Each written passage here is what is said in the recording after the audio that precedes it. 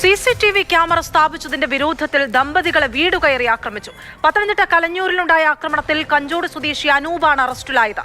ഇയാൾ നിരവധി കേസുകളിലെ പ്രതിയാണ്.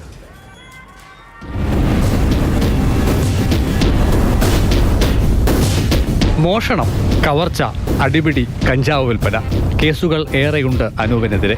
പോരാത്തതിന് കാപ്പയും ചുമത്തി. ഇതിൽ 6 മാസത്തെ ജയിൽവാസം പൂർത്തിയാക്കി ഇക്കഴിഞ്ഞ നവംബർ 23-നാണ് അനൂപ് പുറത്തിറങ്ങിയത്.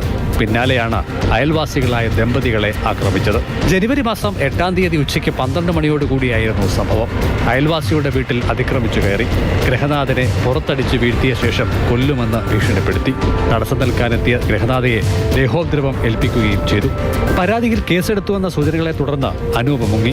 തുടർച്ചയായ അന്വേഷണങ്ങൾക്കൊടുവിലാണ് ഇയാളെ പിടികൂടിയത്. അനൂപിനെതിരെ കൂടൽ, അടൂർ, ഏനാത്ത്, പുനലൂർ, പത്തനാപുരം പോലീസ് സ്റ്റേഷനിലും കൊല്ലം റെയിൽവേ പോലീസ് സ്റ്റേഷനിലും വിവിധ വിഷയങ്ങളിലായി കേസുകൾ നിലവിലുണ്ട്.